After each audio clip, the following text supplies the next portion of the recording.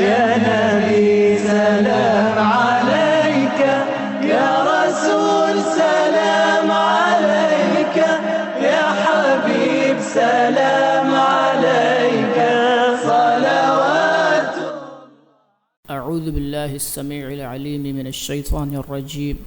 رب أعوذ بك من همزات الشياطين وأعوذ بك رب أن يحضرون.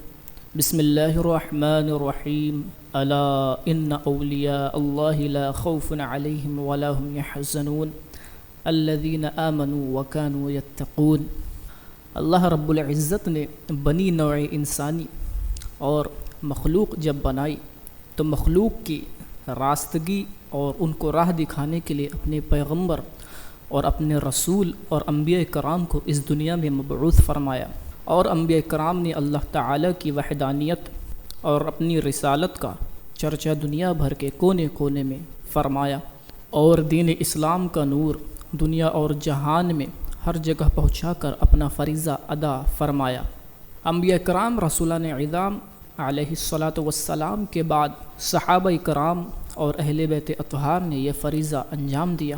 چونکہ ہمارے آقا محمد مصطفیٰ صلی اللہ علیہ وسلم کے بعد نبوت کا دروازہ ہمیشہ کے لیے بند ہو چکا ہے، تو اب یہ راستہ بتانے کے لیے ہمارے بیچ میں صحابہ کرام تھے، اہل بیت اطہار تھے، جو کہ اب گزر چکے ہیں۔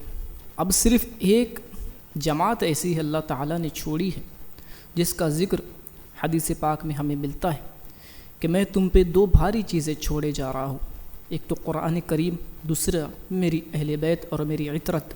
اور حدیث پاک میں ملتا ہے العلماء ورثۃ الانبیاء، کہ علماء جو ہوتے ہیں وہ انبیاء کے وارث، ان کے علم کے وارث ہوتے ہیں۔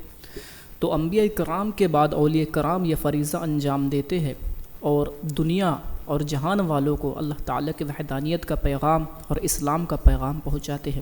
یہ سلسلہ اہل بیت اطہار اور صحابہ کرام سے لے کر آج تک جاری ہے کہ دنیا اور جہان میں ہر جگہ پر ہر خطے میں اولیاء کرام پائے جاتے ہیں، اور اپنے اپنے صوبے اور خطے کے حساب سے وہ دین کی تبلیغ کیا کرتے ہیں۔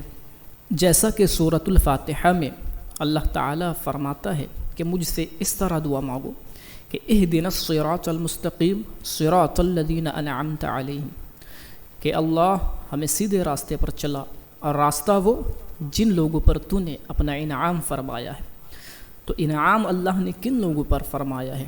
سورہ آل عمران میں اس کی وضاحت فرماتا ہے خود اللہ رب العزت کہ انعم اللہ علیہم من النبیین والصدیقین والشہداء والصالحین، کہ اللہ تعالیٰ نے صدیق، شہداء اور صالحین پر یعنی اولیاء کرام پر اپنا انعام فرمایا ہے۔ تو ہمیں ان لوگوں کا راستہ چلنے کی ہدایت دی گئی سورۃ الفاتحہ میں جن پر انعام فرمایا ہے۔ صدیقین میں اولیاء کرام بھی آ جاتے ہیں، اور صالحین میں نیک مومنین اور اولیاء کرام بھی آ جاتے ہیں۔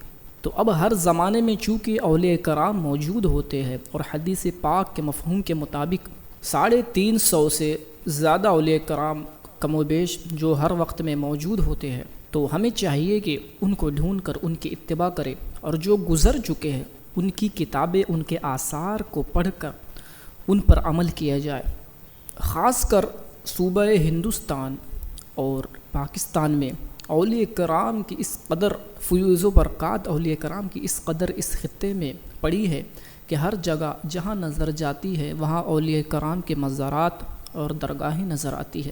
اسی ہندوستان کی بہت ہی معروف مشہور شخصیت جن کو گزرے ہوئے ابھی 100 سال بھی مکمل ہونے کے ہیں، لیکن ایسی شخصیت جو اپنے اندر اس قدر روب و جلال اور کشش رکھتی ہے کہ زمانے نے اس وقت میں ایسا ولی نہ دیکھا، اور دنیا اور جہان میں اس قدر پائے کا ولی دیکھنے سے لوگ قاصر رہے۔ میری مراد ہے حضور سیدنا و مولانا و سندنا، حضور غوثنا و غیاثنا، شہنشاہ اقلیم حضور بابا سید محمد تاج الدین چشتی ناگپوری رحمۃ اللہ تعالی علیہ۔ آپ کے نام سے دنیا اور جہان میں کون واقف نہیں ہے؟ بچہ بچہ آپ کے نام کو جانتا ہے، پہچانتا ہے، اور خاص کر ہندوستان کے اندر بچہ بچہ آپ کے نام سے، آپ کی کرامات اور آپ کی تعلیمات سے آپ کو پہچانتا ہے۔ حضرت بابا سید محمد تاج الدین چشتی ناگپوری رحمۃ اللہ تعالی علیہ کی ذات گرامی کسی تعارف کا محتاج نہیں ہے، اور یہ ہماری خوش قسمتی ہے کہ ہم ان کا ذکر کر رہے ہیں اور ان کی سوانح حیات سے روشنی لینے کی کوشش کر رہے ہیں۔ حضور سیدنا بابا محمد تاج الدین رحمۃ اللہ علیہ خانوادہ چشتیہ اور قادریہ کے بزرگوں میں سے ہیں۔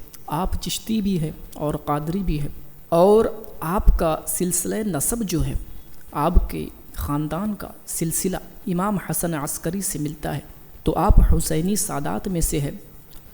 کہا جاتا ہے کہ امام حسن عسکری رضی اللہ عنہ کی جو خانوادے کے کچھ لوگ تھے آپ کی اولاد میں سے، وہ عرب شریف سے اور عراق شریف سے ہجرت کر کے یہاں پر ہندوستان تشریف لائے بغرض تجارت اور بغرض ملازمت اور اسلام کی تعلیم عام کرنے کے لیے۔ جس قدر صوفیہ کرام عرب شریف سے تشریف لائے ہیں، اس بات سے کون واقف نہیں ہے؟ تو امام حسن عسکری رضی اللہ تعالیٰ عنہ کی آل و اولاد میں سے کچھ لوگ ہندوستان کے شہر مدراس میں مقیم پذیر ہوئے اور ہجرت کر کے یہاں تشریف لائے۔ انہی کی آل میں سے حضرت بابا سید محمد تاج الدین رحمۃ اللہ علیہ کے جو والد صاحب ہیں، حضرت بدر الدین رحمۃ اللہ تعالیٰ علیہ، وہ مدراس سے بعد میں ان کی ملازمت کامٹی جو شہر ناگپور ڈسٹرکٹ کا ایک ٹاؤن ہے، قصبہ ہے، وہاں پر ان کی صوبے داری کی ملازمت لگی۔ تو چنانچہ آپ وہاں سے ہجرت کر کے کامٹی میں تشریف لائے اور یہاں پر رہنے لگے۔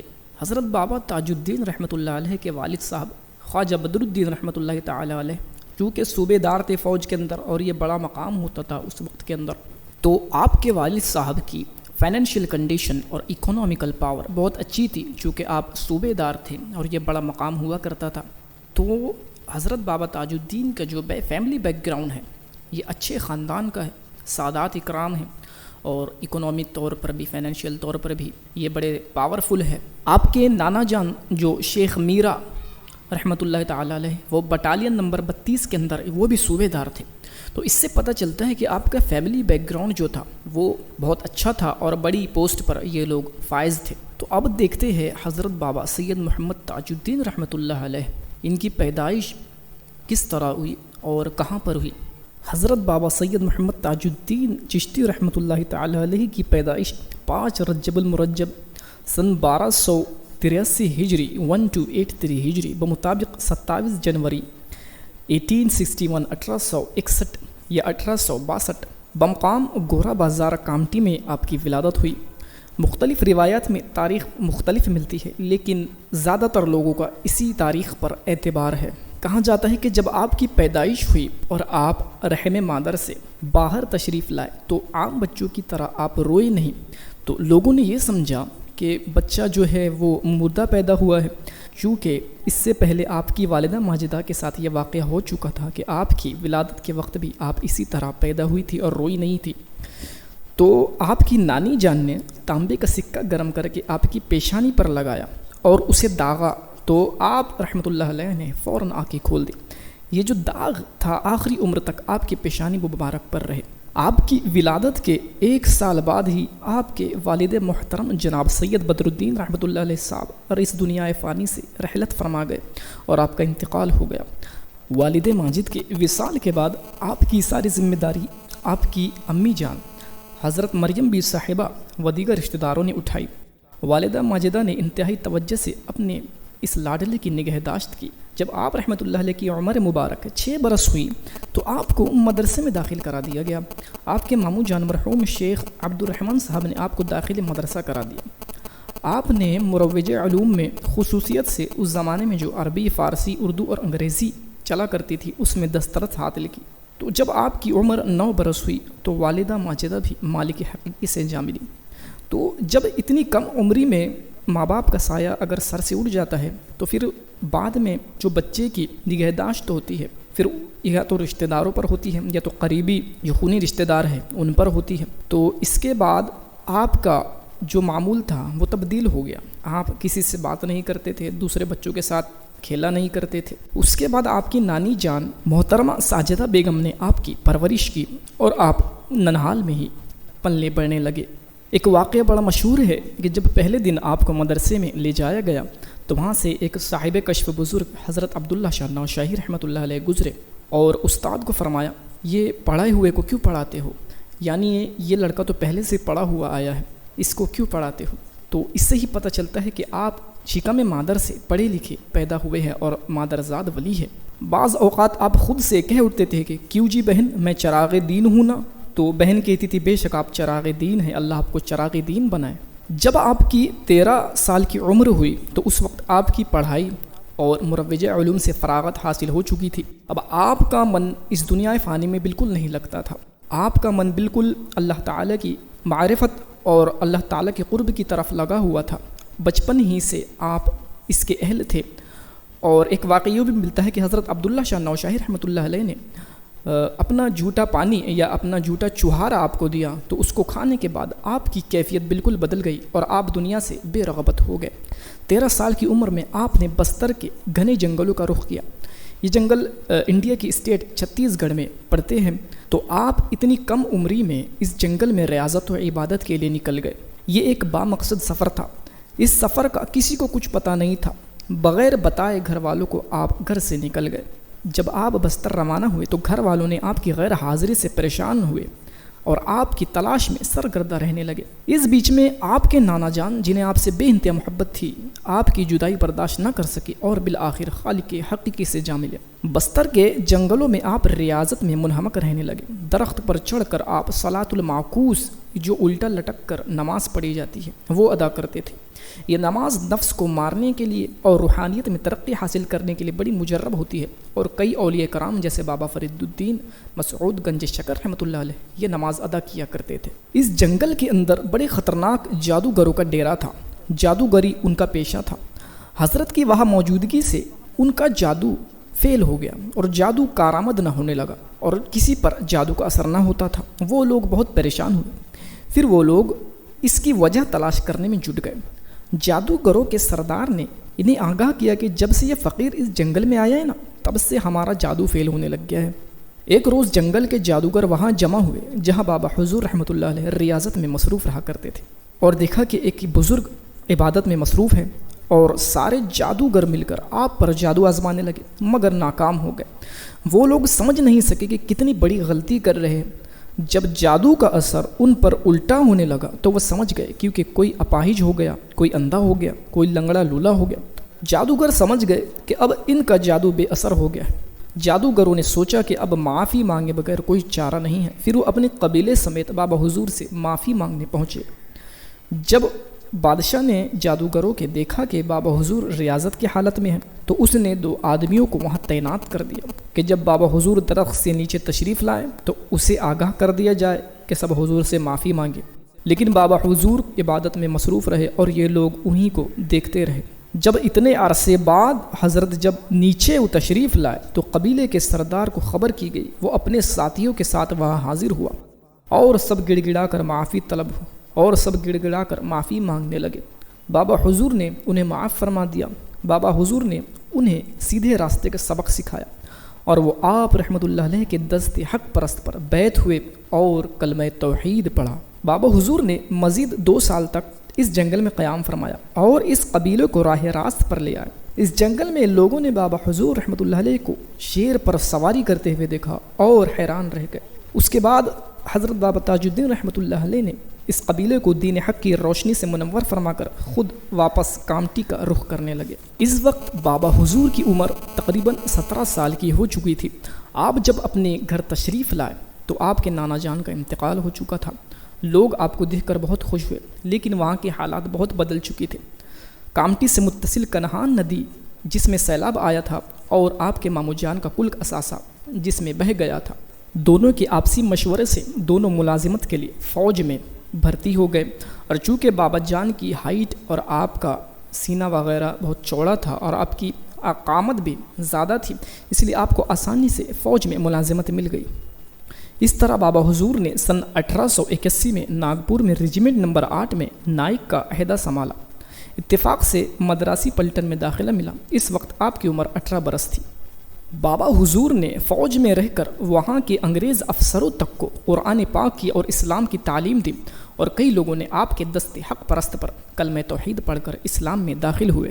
بابا حضور کی پلٹن کی روانگی ساگر شریف، جو کہ مدھیہ پردیش ہندوستان کا ایک شہر ہے، وہاں پر ان کی روانگی ہوئی اور وہاں پر آپ ڈیوٹی انجام دینے لگے۔ چونکہ بابا صاحب کو پہلے سے ہی زیارت قبور اولیاء رحمہ اللہ کا بڑا شوق تھا، تو آپ نے وہاں پر حضرت سیدنا داؤد مکی چشتی رحمۃ اللہ علیہ کی قبر کی زیارت کرنا شروع کر دی اور وہاں جا کر ریاضتیں کرنا شروع کر دی۔ آپ دن میں ڈیوٹی انجام دیتے اور رات کے وقت حضرت داؤد مکی چشتی رحمۃ اللہ علیہ کی مزار پر جا کر ریاضت و مجاہدات کیا کرتے تھے۔ جب فوج کے بڑے افسروں نے یہ دیکھا کہ یہ رات میں غائب رہتے ہیں اور دن میں ڈیوٹی کرتے ہیں، تو ان لوگوں کو لگا کہ یہ کوئی بری سنگت میں پڑ گئے ہیں، اس لیے انہوں نے آپ کی نانی جان کو خط لکھ کر یہ بتا دیا کہ تاج الدین یہ کر رہے ہیں۔ تو آپ کی نانی جان جو ہے کامٹی سے بہت پریشان ہو کر یہاں آئی کہ کہیں میرا تاج الدین تو کوئی غلط سنگت میں تو نہیں پڑ گیا جو رات کو غائب رہتا ہے۔ جب آپ کی نانی جان یہاں پر آئی اور ایک رات آپ کے پیچھا کرنے لگی، تو انہوں نے دیکھا کہ تاج الدین ایک درگاہ پر ایک قبر کے پاس ریاضت میں مشغول ہے۔ تو آپ سمجھ گئی کہ میرا تاج الدین کوئی غلط سنگت میں نہیں پڑا، بلکہ یہ اولیاء اللہ کی سنگت و صحبت میں جا چکا ہے۔ تو آپ بہت خوش ہوئی۔ اگلے دن صبح جب نانی جان نے آپ کو ناشتہ پیش کیا تو آپ نے انکار کر دیا اور کنکریا اور پتھر ہاتھوں میں لے کر منہ میں بھر لیا اور کہنے لگی ہم تو یہ لڈو پیڑے کھاتے ہیں جی۔ تو نانی جان سمجھ گئی کہ میرا بیٹا ریاضت و مجاہدات میں آگے بڑھ چکا ہے اور دعائیں دے کر واپس آپ کامٹی آ گئیں۔ ایک رات جب آپ درگاہ شریف میں داخل ہوئے اور مراقبے میں بیٹھے تو آپ کی مراد بر آئی۔ اللہ تبارک و تعالیٰ کی بارگاہ میں آپ کی گزارش قبول ہوئی۔ چونکہ یہ ریاضت و مجاہدات اللہ کا قرب حاصل کرنے کے لیے اور اس کی معرفت حاصل کرنے کے لیے کی جا رہی تھی، تو انوار الہی سے نوازے گئے۔ ہاتف غیبی سے صدا آئی کہ مانگ کیا مانگتا ہے۔ یہ آواز آپ نے کئی بار سنی تو آپ نے لبیک کہہ کر فرمایا کہ میں تجھ کو تجھ ہی سے مانگتا ہوں۔ دعا قبول ہوئی اور حق آپ پر آشکار ہو گئے۔ آسمانوں میں یہ اعلان ہو گیا کہ آپ اللہ کے خاص بندے ہیں۔ آپ نے اللہ کا شکر ادا کیا اور وہاں سے چلے آئے۔ ایک رات آپ کی ڈیوٹی اسلحہ خانے ایمونیشن پر لگائی گئی، تو اس رات انگریز کیپٹن اچانک معائنے پر انسپیکشن پر آ گیا اور آپ کو ڈیوٹی کرتے دیکھ آگے بڑھ گیا۔ جب اس کا گزر مسجد کے پاس سے ہوا تو آپ رحمۃ اللہ علیہ وہاں نماز میں مشغول تھے۔ انگریز کیپٹن بہت تعجب میں پڑ گیا، غصے میں دوبارہ گوڈاؤن کی جانب گیا تو حضرت وہاں بھی تعینات نظر آ رہے تھے۔ جب آپ نے آگے بڑھ کر ہالٹ کہا تو وہ انگریز افسر ہکا بکا رہ گیا، اسے اطمینان نہ ہوا۔ وہ دوبارہ مسجد کی طرف آیا تو پھر وہاں دیکھا کہ حضرت وہاں نماز پڑھ رہے ہیں۔ اس طرح ایک وقت میں دونوں جگہ پر دیکھ کر حضرت کو وہ حیران ہو گیا۔ یہ واقعہ اس انگریز کیپٹن نے اپنے بڑے افسر سے دوسرے روز اس کے دفتر میں بیان کیا۔ حضرت کو طلب کیا گیا۔ کیپٹن کا انداز بیان کچھ یوں تھا۔ کیپٹن کہتا ہے ہم سمجھتا ہے کہ تم خدا کا کوئی خاص بندہ ہے، کل ہم نے تمہیں دو جگہ ڈیوٹی کرتے دیکھا ہے۔ یہ سننا تھا کہ حضرت بابا تاج الدین رحمۃ اللہ علیہ جلال میں آ گئے اور آپ نے اپنا فوجی سامان ان کے سامنے رکھ دیا اور فرمایا لو جی حضرت دو نوکریاں نہیں کرتے۔ یہ کہہ کر آپ فوراً وہاں سے باہر نکل گئے۔ پھر بابا حضور تھے اور ساگر کی گلیاں تھیں۔ جناب بیگ صاحب نے ساگر سے نانی صاحبہ کو خط لکھ کر خبر کی کہ تاج الدین دیوانہ وار ساگر کی گلیوں میں گھوم رہے ہیں۔ نانی صاحبہ نے بےتاب ہو کر ساگر پہنچی اور اپنے ہمراہ بابا کو کامٹی لے آئی۔ کامٹی لانے کے بعد آپ کی نانی جان نے آپ کا بہت علاج کروایا، یہ سمجھ کر کہ یہ کسی بیماری میں مبتلا ہو چکا ہے، لیکن علاج کا کوئی افاقہ نہ ہوا کیونکہ آپ کسی بیماری میں مبتلا نہ تھے بلکہ عشق خداوندی میں آپ مہو ہو گئے تھے۔ اسی دوران آپ کی نانی جان صاحبہ ساجدہ بیگم بھی اس دنیا فانی سے رخصت ہو گئی۔ نانی صاحبہ کے وصال کے بعد آپ کے ماموں جان جناب شیخ عبد الرحمن صاحب نے بابا جان کو اپنے ساتھ چاندہ یعنی موجودہ چندر پور مہاراشٹر اسٹیٹ انڈیا لے آئے، جہاں آپ کی ملازمت تھی۔ ماموں جان محکمہ جنگلات سے وابستہ تھے۔ ماموں جان نے بھی آپ کے علاج و معالجے کی بہتری کوششیں کی مگر کوئی فائدہ نہ ہوا۔ جب تک آپ رحمۃ اللہ علیہ کا یہاں قیام رہا، آپ جنگلوں میں ریاضت و مجاہدات و عبادات کرتے رہے اور دنیا اس سے بے خبر رہی۔ 4 مہینے بعد آپ کے ماموں جان آپ کو واپس کامٹی لے آئے اور آپ کامٹی کی گلیوں میں گھوما کرتے تھے اور پلوں کے نیچے بیٹھ جایا کرتے تھے اور اوباش لڑکے آپ کو پاگل سمجھ کر آپ پر پتھر اچھالتے۔ جب لوگ بچوں کو روکتے تو آپ فرماتے یہ تو پھول پھینکتے ہیں، پھر آپ ان پتھروں کو اکٹھا کرتے مگر لڑکوں کو کچھ نہ کہتے۔ گمان غالب ہے کہ واقعی میں وہ پتھر آپ کے لیے پھول بن جایا کرتے تھے۔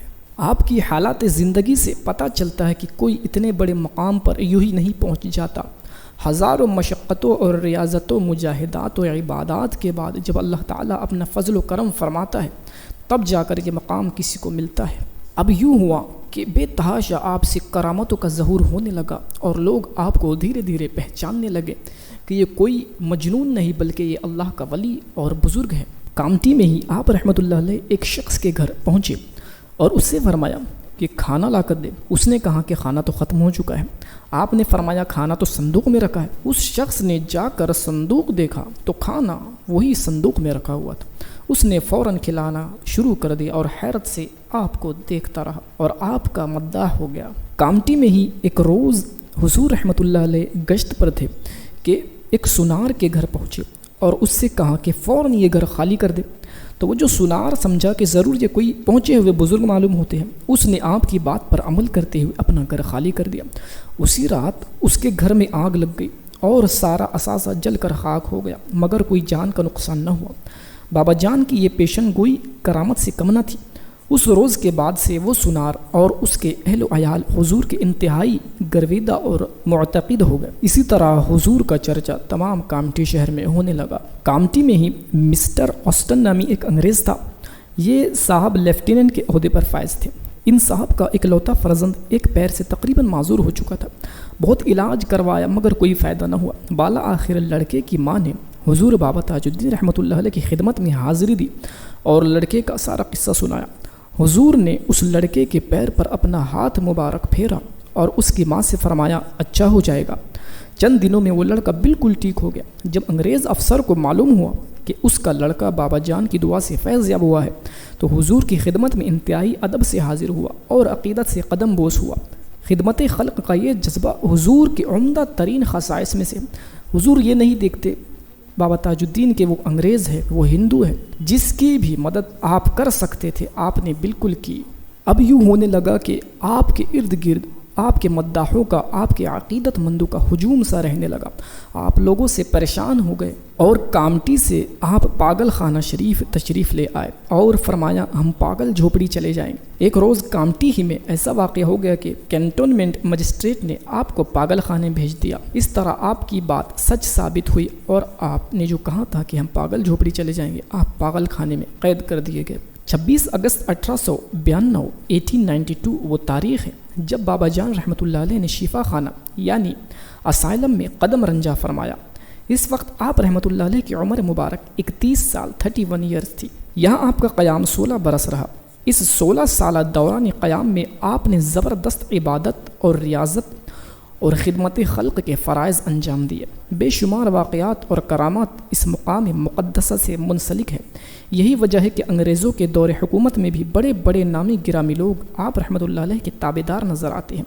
ان میں سب سے پہلے تو وہی انگریز افسر ہے جس نے آپ کو پاگل خانے میں داخل کرا دیا تھا، اور دوسرے ہی دن آپ اس افسر کو کامٹی شریف میں ایک پیڑ کے نیچے لوگوں کے ہجوم میں نظر آئے اور وہ افسر آگ بگولا ہو گیا کہ بابا کو کس نے چھوڑ دیا، کس نے کھول دیا کہ وہ باہر چلے گئے۔ وہ افسر گھوڑے پر سوار ہو کر ناگپور آیا اور آتے ہی شفا خانہ اسائلم کے انچارج سے پوچھا کہ where is that insane person whom I had left here yesterday، یعنی وہ دیوانہ شخص کہاں ہے جسے کل میں یہاں چھوڑ گیا تھا۔ انچارج نے اسے آپ کا کمرہ بتایا جہاں آپ فرش پر بیٹھے تھے۔ اس انگریز افسر کو اپنی آنکھوں پر یقین ہی نہیں آ رہا تھا۔ اسے دیکھ کر آپ نے فرمایا ہو جی حضرت، آپ اپنا کام کرتے، ہم اپنا کام کرتے۔ اس روز سے وہ انگریز افسر آپ رحمۃ اللہ علیہ سے اس قدر متاثر ہوا کہ دل و جان سے آپ کا معتقد بن گیا۔ ہر ہفتے اپنے بیوی بچوں کے ساتھ آپ کی زیارت کے لیے شفا خانہ مینٹل اسائلم تشریف لاتا اور مرادیں پاتا۔ کرامتوں کے ساتھ ساتھ دین اسلام کی تعلیم بھی حضرت وہاں دیا کرتے تھے اور ان کا اپنا ہی انداز تھا۔ حضرت بابا تاج الدین رحمۃ اللہ علیہ کی تعلیمات بھی بند آنکھیں کھولنے کے لیے کافی ہیں۔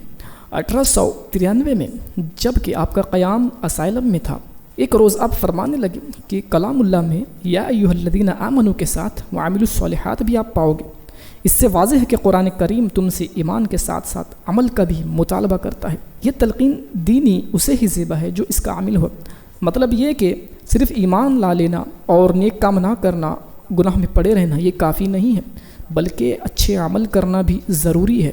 تو یہ تاج الدین بابا رحمۃ اللہ علیہ کی تعلیمات ہے کہ ایمان لانے کے بعد نماز، روزے، حج، زکوٰۃ اور حلال حرام میں فرق یہ سب بھی بہت زیادہ ضروری ہے۔ مینٹل اسائلم کے اندر آپ سے ملنے والوں کا ہجوم اتنا زبردست ہوا کرتا تھا کہ انگریزی سرکار نے آپ کی ملاقات پر ٹیکس عائد کر دیا، ٹیکس لگا دیا، پھر بھی لوگوں کا ہجوم کم نہ ہوتا۔ بابا حضور کی چند کرامات یہاں بتاتے ہیں جو اسائلم میں آپ سے سرزد ہوئی۔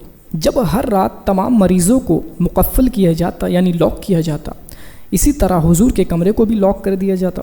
ایک رات حضور بابا تاج الدین باہر ٹہلتے ہوئے نظر آئے تو ڈاکٹر نے نگران کو بلا کر سرنجش کی، اسے ڈانٹا۔ جب نگران نے آپ کے کمرے کا رخ کیا تو آپ کو موجود پایا اور وہ کمرے میں تالا لگا ہوا تھا۔ جب وہ آپ کو بغور دیکھنے لگا تو آپ نے اس سے فرمایا، دیکھتا کیا ہے؟ ہوا ہے، آتی ہے، جاتی ہے۔ غور طلب ہے کہ حضور کس رمز کی جانب اشارہ فرما رہے ہیں۔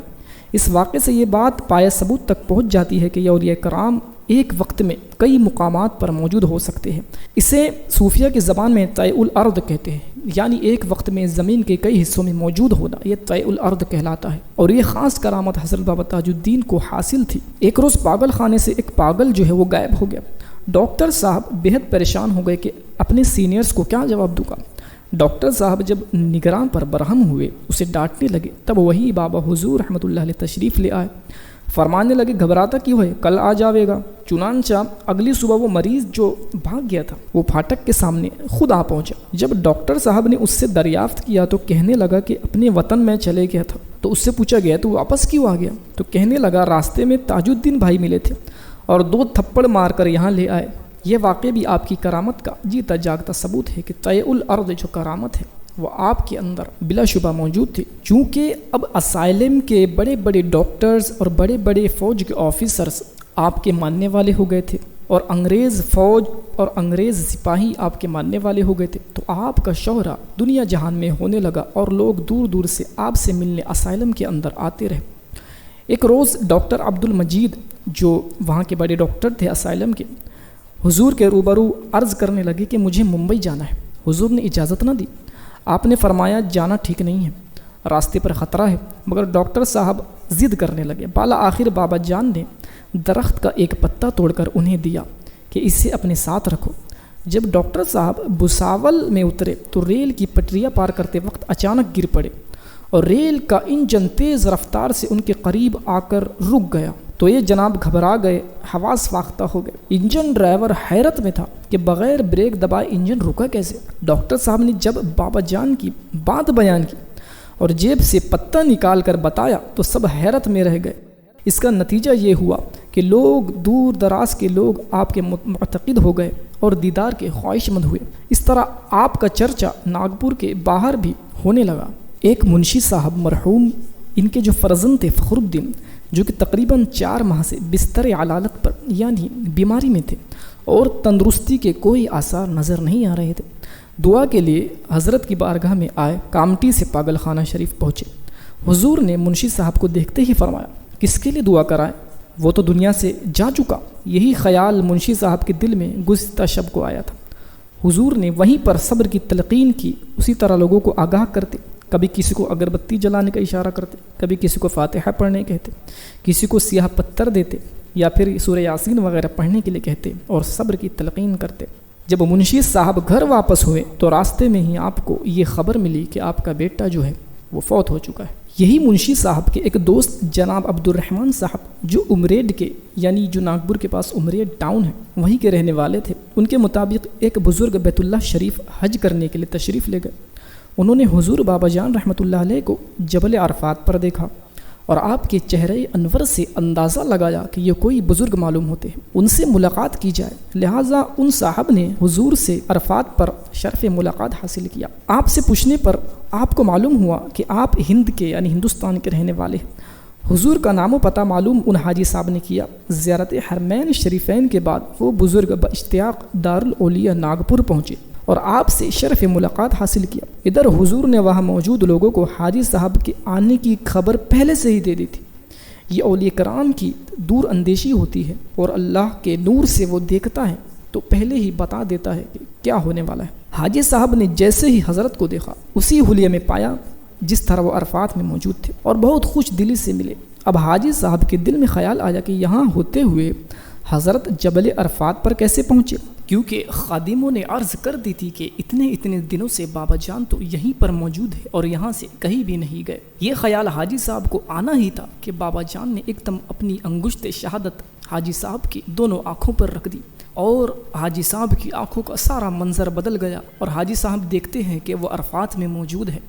بابا صاحب نے فرمایا، کیوں جی، یہی ہے نا جبل عرفات جہاں پر ہم حج کرنے گئے تھے؟ حاجی صاحب کا یہ دیکھنا تھا کہ فوراً فرمایا، جی ہاں یہی جبل عرفات ہے، اور فوراً بابا جان کے قدموں میں گر گئے اور حاجی صاحب موقع کا فائدہ اٹھا کر یہ کہنے لگے کہ اے بابا جان، جبل عرفات تو دکھا دیا، اللہ رب العزت کا دیدار کب کراؤ گے؟ بابا جان نے یہ سن کر فرمایا، بابا اتنی دور کون جاوے، اور فوراً ان کی آنکھوں پر سے اپنی انگشت مبارک ہٹا لی۔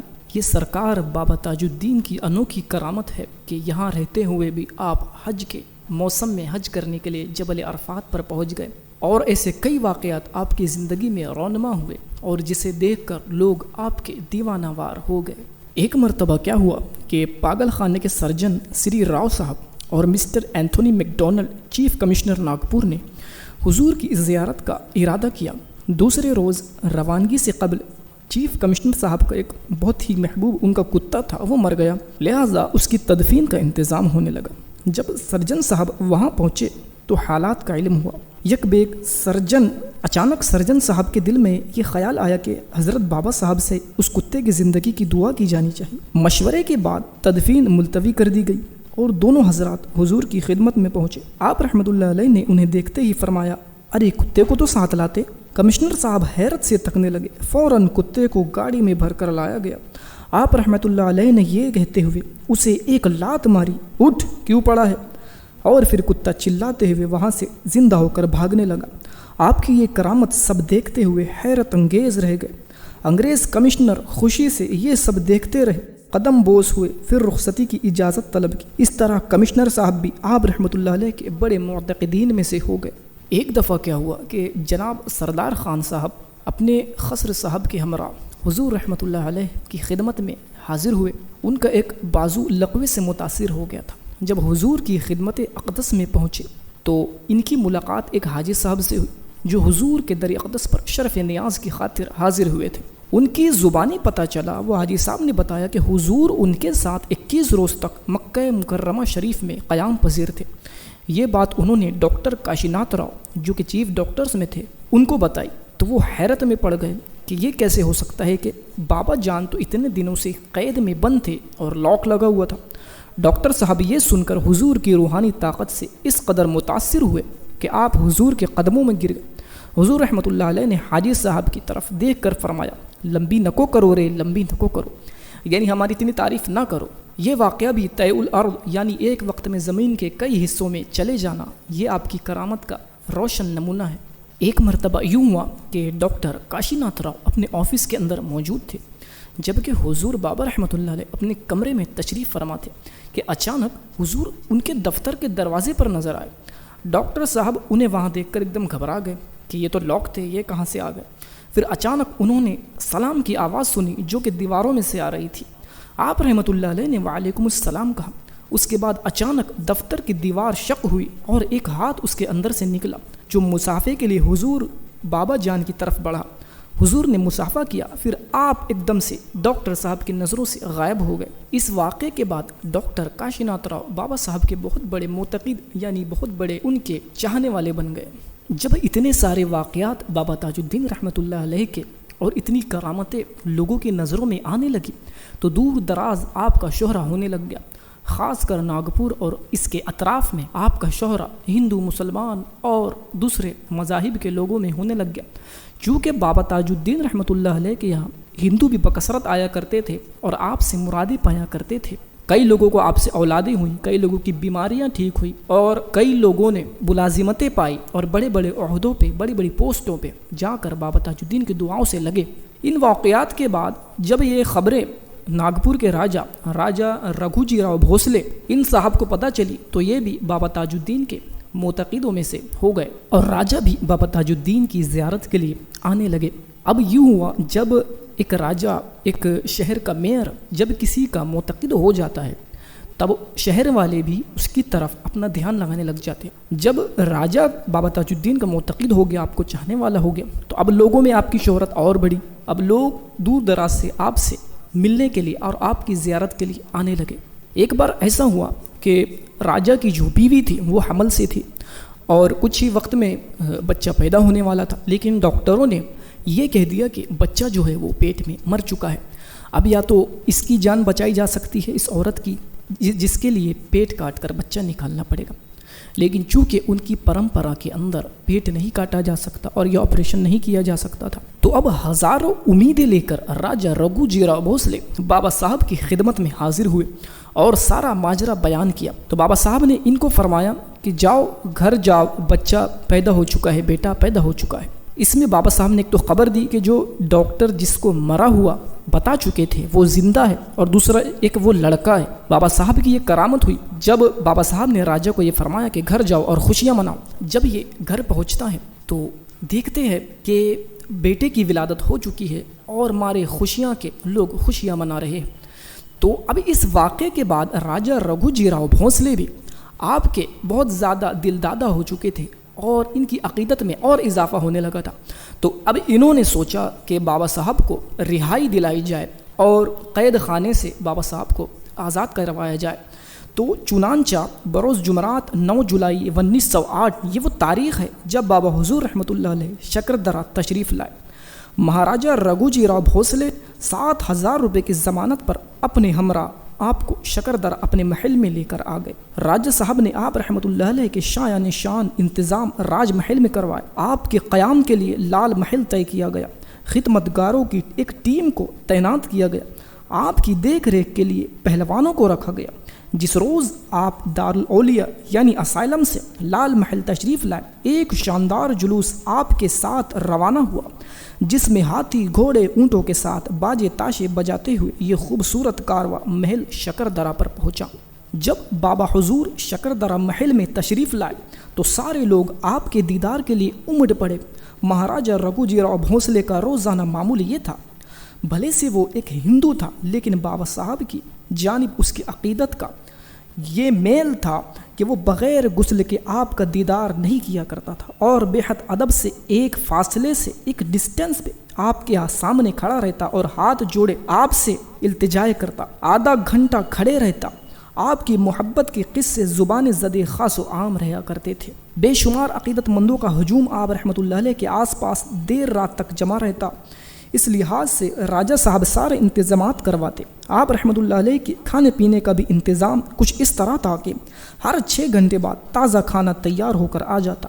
ایک ملازم 2 بڑے تھال لیے بابا حضور کی خدمت میں حاضر ہوتے کہ پتہ نہیں بابا حضور کب کھانا طلب کر لے۔ آپ 2-3 لقمے ہی تناول فرماتے یا کبھی کھاتے ہی نہ۔ پانی کی چھاگل کے لیے ایک خادم ہمیشہ آپ کے پیچھے کھڑا رہتا۔ اکثر بابا جان 2-3 دن تک کھانا نہ کھاتے۔ جب پہلی جنگ عظیم فرسٹ ورلڈ وار اپنے عروج پر تھی تو ایک روز بابا جان اپنے خدام سے پانی طلب کرنے لگے۔ آپ نے اس روز کافی پانی پیا، حتیٰ کہ مٹکوں اور گھڑوں کا سارا پانی ختم ہو گیا۔ معاملہ لوگوں کی سمجھ سے باہر تھا۔ جب 3 گھنٹے گزر گئے اس وقت آپ نے فرمایا کہ سارے ہی پیاسے تھے جی اور زخمی بھی تھے، ان کو وہاں پانی کہاں ملتا جی؟ وہ جنگ کا میدان جی حضرت، یعنی حضور خود نہ پانی پیا کرتے تھے بلکہ یہ آپ کی کرامت تھی۔ جہاں ورلڈ وار ترکی وغیرہ میں جاری تھی وہاں آپ یہ پانی پہنچایا کرتے تھے۔ یہ آپ رحمۃ اللہ علیہ کی رسائی کا عالم ہے۔ جس طرح حضرت غوث پاک رحمۃ اللہ علیہ اپنی ہتھیلی پر رائی کا دانہ رکھ کر فرمایا کرتے تھے، میں دنیا کو اس طرح دیکھتا ہوں جس طرح یہ رائی کا دانہ۔ حضور بابا تاج الدین کا عالم بھی کچھ اسی طرح کا ہے کہ آپ کو اللہ عز و جل کی نورانیت کے مظہر سے یہ پتہ چل جاتا ہے کہ کون کہاں کس مصیبت میں ہے، اور اس کی مصیبت دور کرنے کے لیے، اس کی مشکل کشائی کرنے کے لیے آپ وہاں پر پہنچ جایا کرتے تھے۔ شکردرہ محل میں آپ 40 دن تک قدم رنجا رہے اور یہاں پر قیام فرمایا۔ اس کے بعد آپ نے واقعی کے جنگلوں کا رخ کیا۔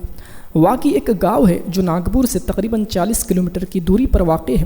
یہاں پر بابا تاج الدین تشریف لے کر گئے۔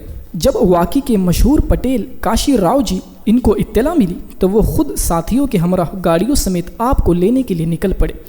دراصل 6 ماہ پہلے ہی بابا جان نے دارالاولیاء یعنی اسائلم میں کاشی راؤ پٹیل کو آگاہ کر دیا تھا کہ ہم تیرے گاؤں میں آئیں گے۔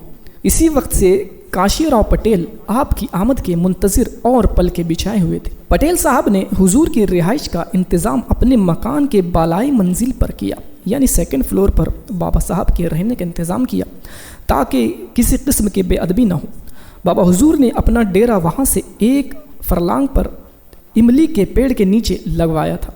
یہیں پر سارے لوگ جمع ہوتے تھے۔ حضرت اکثر جنگلوں میں چلے جاتے تھے، جو ہمت والے ہوتے تھے آپ کے ہمراہ ایک حد تک چلے جاتے تھے، پھر جنگلی جانوروں اور زہریلے جانوروں کے خوف سے آگے نہ بڑھتے اور بابا تاج الدین آگے اکیلے ہی نکلتے۔ لال محل کی ساری آسائشیں چھوڑ کر آپ رحمۃ اللہ علیہ برہنہ پا ننگے پیر یہاں وہاں جہاں گشتی پر کمر بستہ رہے۔ زمین پر سو جاتے، نہ موسم کی پرواہ نہ خود کی سود بدھ۔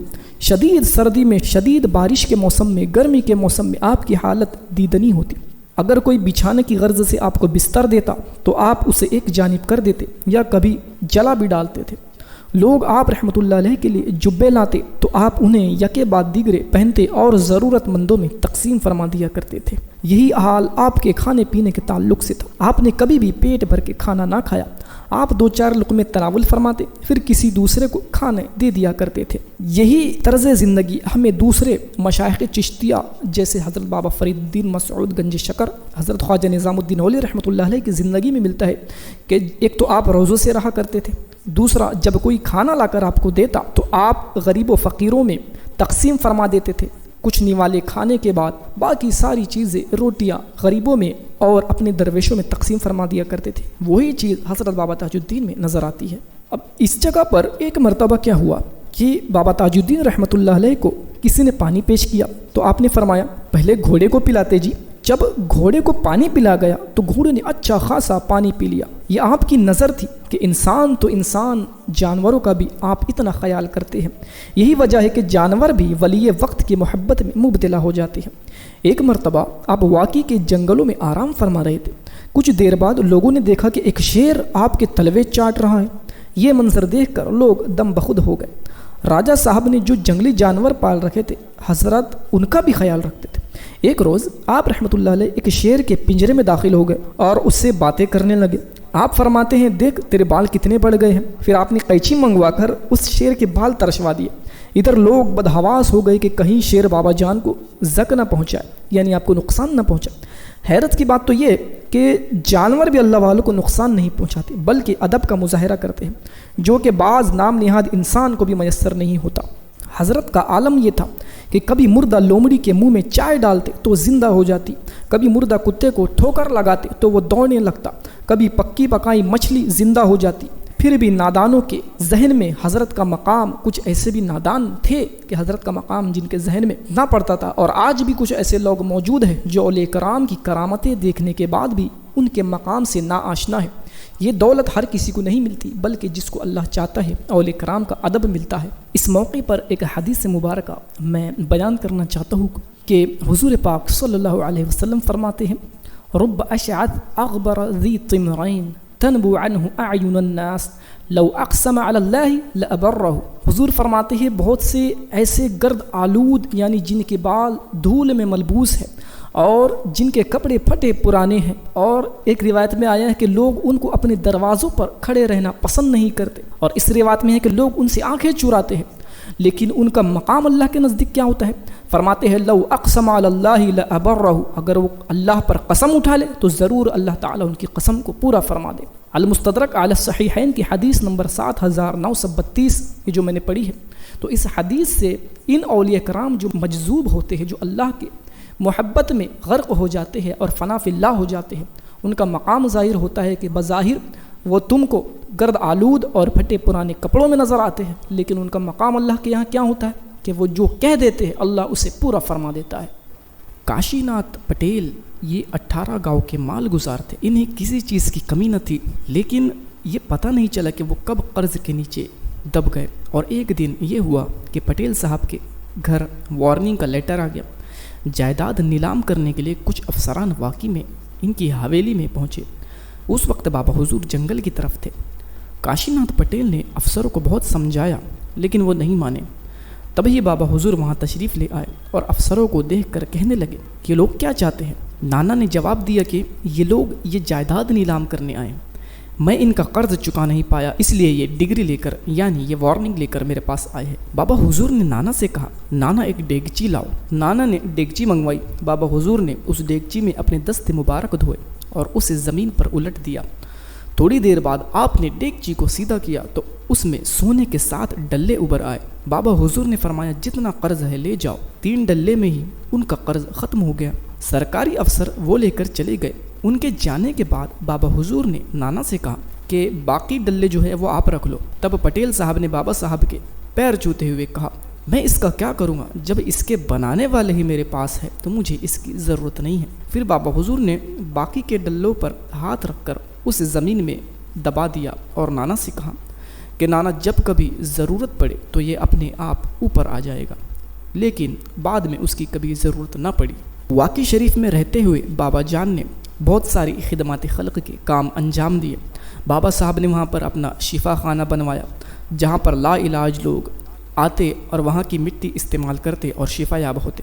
بابا جان نے وہاں ایک مسجد بنوائی، مدرسہ بنوایا، کچہری اور ہائی کورٹ جسے بابا جان کہتے تھے وہ بنوایا۔ میٹھا نیم واقعی شریف میں حضرت کے ڈیرے کے جنوب میں نیم کا پیڑ ہے۔ ایک بیمار شخص آپ رحمۃ اللہ علیہ کے پاس آیا اور اپنی تکلیف بیان کی۔ آپ اسی پیڑ کے قریب تشریف رکھتے تھے۔ آپ نے اس بیمار شخص سے کہا کہ یہ نیم کی پتیاں توڑ کر کھاتے تو اچھے ہو جاتے۔ اس شخص نے خیال کیا کہ یہ پتیاں تو کڑوی ہوں گی۔ خیال کے آتے ہی حضرت نے فرمایا نہیں جی حضرت، جہاں تک دیکھتے میٹھا ہی میٹھا ہو جاتا۔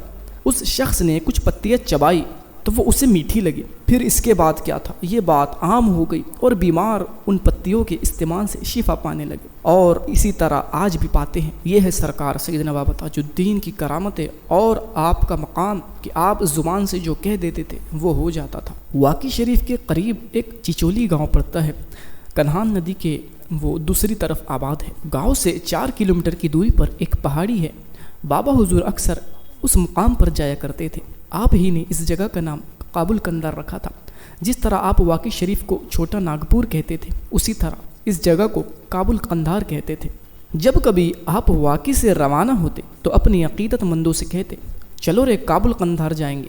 کابل قندھار ایک پہاڑی علاقہ ہے۔ بابا حضور نے اسے چلہ گاہ بنا دیا۔ وہاں ایک پتھر ہے جہاں حضرت تشریف رکھتے تھے۔ تاریخ میں آتا ہے کہ حضرت وہیں سے کابل قندھار افغانستان پہنچتے تھے اور وہاں لوگوں سے ملاقات کے ثبوت بھی ملتے ہیں۔ یہ ملاقاتیں کثرت سے ہوتی تھی۔ اس مقام سے کئی کرامات اور واقعات وابستہ ہیں۔ بابا جان کی بگی چلانے والا ہیرا لال کوچوان جو بابا جان کے لیے بگی چلاتا تھا، اس کے مطابق بابا حضور نے انہیں ایک دن حکم دیا کہ کابل قندھار کی طرف چلو۔ تو جیسے ہی بابا جان کی زبان سے یہ لفظ نکلے تو اچانک وہ کہتا ہے کہ منظر بدل گیا اور وہ دیکھتا ہے کہ خود کو اس نے کابل قندھار یعنی افغانستان میں پایا۔ اس کے بعد بابا جان بقیع سے اترے اور ایک جھوپڑی کی طرف روانہ ہوئے۔ اس جھوپڑی میں سے 3 شخص نکلے جنہوں نے بابا جان کی قدم بوسی کی، اور اس کے بعد کچھ بات چیت کر بابا جان واپس آ گئے اور بگی میں بیٹھے۔ بیٹھتے ہی سارا منظر بدل گیا اور کابل قندھار سے خود کو انہوں نے واقعی شریف میں پایا۔ یہ واقعات اس بات کی دلیل ہے کہ جب بندہ مومن خود کو اللہ تعالیٰ کی محبت میں فنا کر دیتا ہے تو کوئی چیز اس کے لیے ناممکن نہیں رہتی۔ جن لوگوں نے یہ سب بابا جان کی کرامتیں دیکھی ہے ان کی عقیدت کا عالم بابا حضور کے لیے ناقابل بیان ہے۔ یہی وجہ ہے کہ آج ہندو، مسلم، سکھ، عیسائی آپ کے گرویدہ نظر آتے ہیں۔ جناب ظہور علی شاہ یہ واقعہ بیان کرتے ہیں کہ میں پرانی دلی سے ایک بزرگ کی زیارت کے لیے جا رہا تھا۔ راستے میں ایک درخت کے نیچے بیٹھ کر حقہ پینے لگا۔ اچانک ایک بزرگ میرے پاس وارد ہوئے اور میرے دل نے گواہی دی کہ یہ اللہ کے کوئی برگزیدہ بندے ہیں۔ میں آگے بڑھ کر آپ رحمۃ اللہ علیہ سے ملا۔ آپ نے دریافت کیا کہاں جاتا ہے؟ ہمارے ساتھ چل۔ میں نے کہا اچھا حضرت چلیے۔ میں ان کے پیچھے پیچھے چل دیا۔ میں نے آپ سے پوچھا کہ آپ کہاں رہتے ہیں؟ آپ نے فرمایا واقعی قریب ناگپور میں رہتا ہوں۔ تھوڑی دور چل کر آپ نے کہا تو چل میں آتا ہوں۔ پھر آپ ڈھلان کی طرف اترے اور نظروں سے غائب ہو گئے۔ جناب ظہور علی شاہ کہتے ہیں کہ میں بے چین ہو گیا اور ناگپور کے لیے روانہ ہو گیا۔ پھر واقعی پہنچا اور دیکھا تو حضور اسی حلیے میں نظر آئے جیسے دلی میں نظر آئے تھے۔ یہ واقعات اس بات کے شاہد ہے کہ حضور عالم رؤیا اور عالم بیداری میں تصرف فرمایا کرتے تھے، اور آپ کی یہ شان تھی کہ ایک وقت میں جہاں چاہے وہاں چلے جایا کرتے تھے۔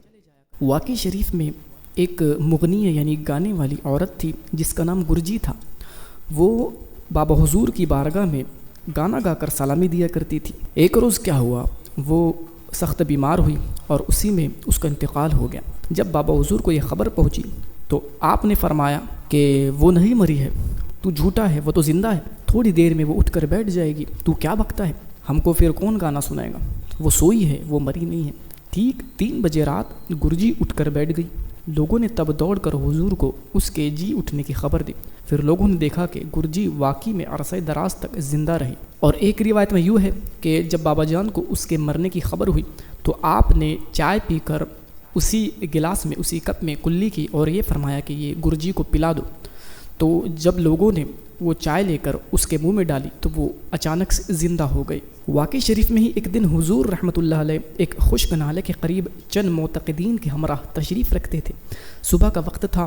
آپ کی ممانی صاحب جناب عبد الرحمن صاحب یعنی مامو جان کی اہلیہ محترمہ دولت بیگم صاحب چائے لے کر حضور کے پاس آئی۔ حضور نے ایک مردہ لومڑی کی طرف اشارہ کر کے فرمایا کہ اسے پلاؤ۔ پھر حضور نے بڑھ کر خود چائے کی پیالی اپنے ہاتھ میں لی اور اس مردہ لومڑی سے فرمایا، لے چائے پی لے، کیوں سوتی ہے؟ آپ کا فرمان سنتے ہی شان خداوندی سے وہ مردہ لومڑی اٹھ کر بیٹھ گئی اور حضور کے دست مبارک سے چائے نوش فرمائی۔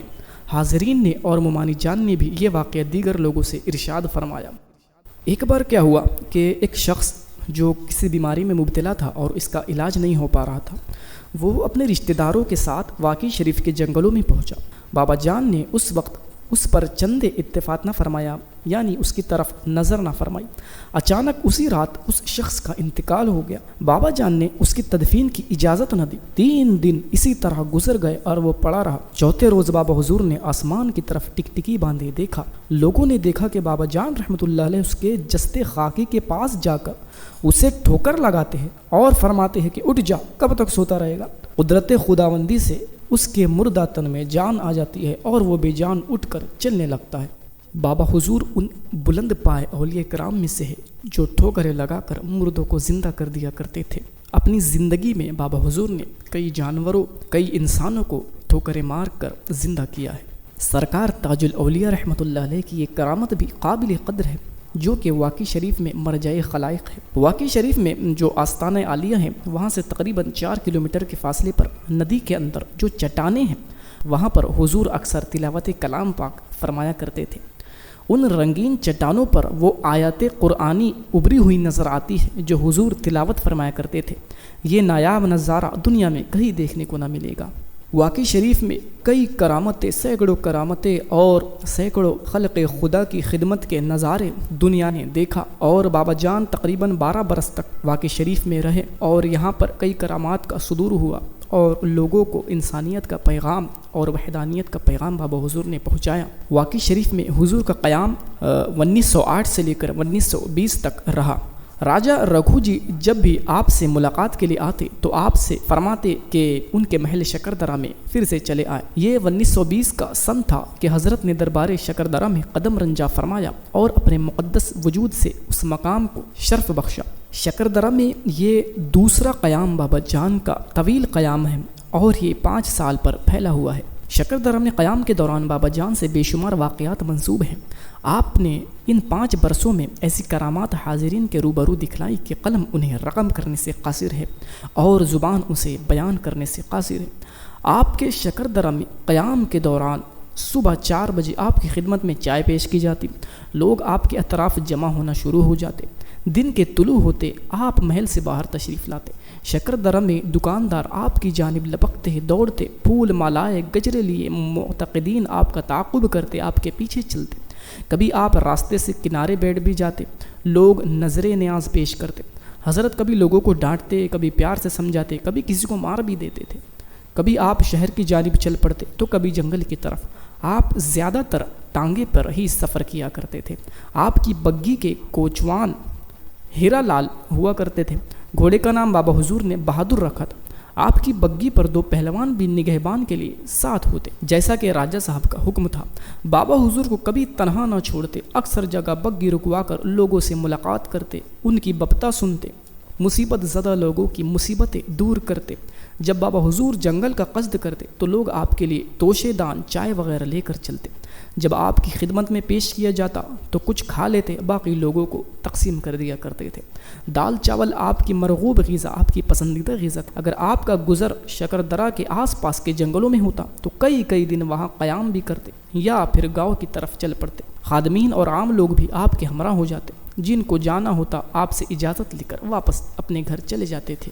شکردرہ کے دوسرے قیام میں بھی آپ نے سینکڑوں کراماتوں کا ظہور کیا اور لوگوں کو راہ حق کی جانب کھینچنے کے لیے قدرت باری تعالیٰ کے جوہر دکھائے۔ ایک حضرت جناب عبدالصمد صاحب کر کے تھے جن کا تعلق رجائش سے تھا۔ آپ نے تقریباً 110 برس کی عمر پائی۔ ایک روز آپ تاج الاولیاء کے پاس شکردرہ پہنچے۔ دل میں یہ خواہش تھی کہ حضرت سے کچھ نعمتیں خاص عطا ہو جائے۔ بابا حضور نے اپنے ہاتھ کی بیڑی انہیں دے دی۔ بابا حضور نے فرمایا کہ تم آج سے مریضوں کو پانی دیا کرو، اس پانی سے مریضوں کو شفا ہوگی۔